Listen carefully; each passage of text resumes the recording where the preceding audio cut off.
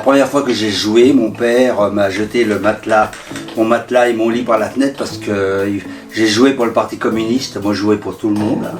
T'es né à Paris. Oui, voilà, ça se voit. Hein, oui, non, mais... complètement.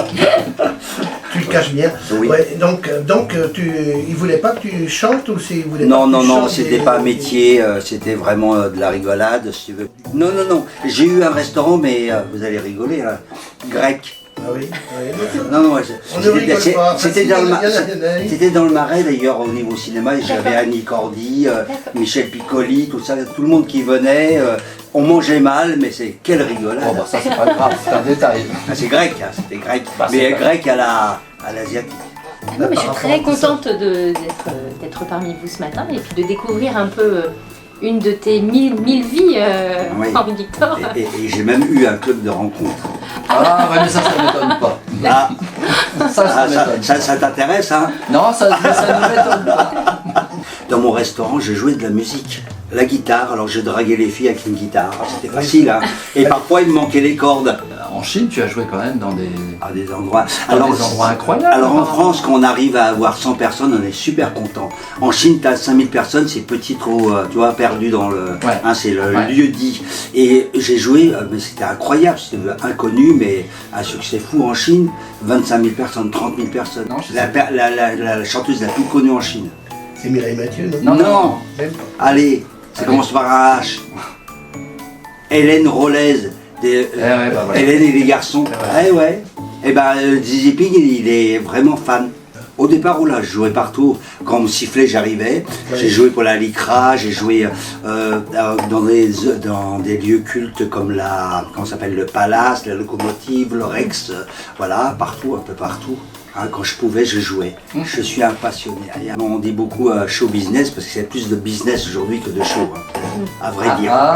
C'est les gens qui réussissent. On dit toujours qu'un bon chanteur, c'est celui qu'on écoute, qu'on entend.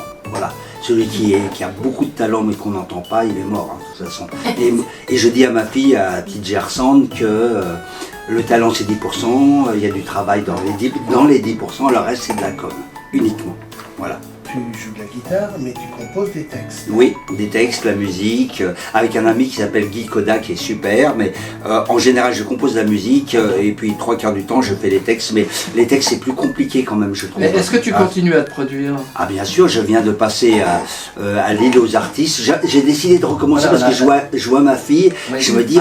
donc tu avais bien arrêté à un moment donné. Oui, j'ai arrêté pendant 10 ans. Voilà, ok, d'accord. J'ai arrêté pendant 10 ans et puis ça, tout d'un coup c'est remonté, je me dis oh la crotte de bique quand même, je vais y aller.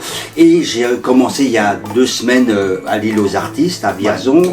Prochainement, le 15 juin, je passe au Café Broc. Au Arbre Café. Arbre Café qui sont très sympas. On a déjà invité ici, d'ailleurs, très gentil. Voilà. Alors là, c'est vraiment un truc, je sais pas si vous connaissez, Oui, vous y êtes allé? J'ai découvert c'est sympa. C'est super, parce qu'on est dérouté on est dans un endroit vraiment hors du temps. C'est surtout en plus un lieu qui évolue puisque tout ce qui est en place dans ce café est en vente, donc forcément vous pouvez revenir un mois après, c'est plus du tout, c'est plus pareil. On peut m'acheter, hein, il est en vente, mais il sera en vente le 15 juin. Au poids j'ai grossi en ce moment là. C'est d'occasion, hein, c'est d'occasion. Donc tu composes, moi je t'ai entendu, j'ai bien apprécié, hein, il y a de l'humour, il y a quelquefois des choses plus sérieuses. Bah oui. Parce que tu parles de ton enfance, hein, oui. Moi j'ai beaucoup apprécié, je crois l'avoir déjà entendu avant, les bonbons à un franc. J'ai eu le Grand Prix de la chanson française de Versailles. Pour ce titre, ça parle d'un enfant qui est en pensionnat et ses parents sont loin, au Vietnam ou en Chine, quelque part où il y a la guerre, où ça se passe pas très bien. Et les enfants quittent, au moment de Noël, des vacances, quittent le pensionnat. Et moi, avec mon frère, on restait sous le hall, tout seul pendant toute l'année. Et heureusement qu'à l'époque, il y avait des bonbons à 1 franc, on s'achetait pour oublier nos souffrances. Et cette chanson, je me dis, mais attends, je l'ai déjà entendue, cette chanson-là. Subliminale. Ah ouais. Non, mais c'est vrai qu'elle a dû passer un moment sur les ondes même. Oui, pas mal. C'est ça. Hein. Parce qu'à la base, je joue du blues. Et j'ai même joué, alors ce qui n'a rien à voir, avec Gogol Ier. Ah oui. Pour ceux qui connaissent vraiment Gogol Ier, c'est trash. Oui. C'est trash. Et juste une anecdote, hein, pour terminer, parce que je suis bavard. À un moment donné, je deviens son bassiste. Il se retourne et il s'adresse au public et il me présente, voilà, j'ai le nouveau bassiste thaïlandais. Alors, je regarde, j'ai le nouveau bassiste thaïlandais qui est un prince thaïlandais. Alors, je sais qui il est, là, où il est passé, ben, c'était moi.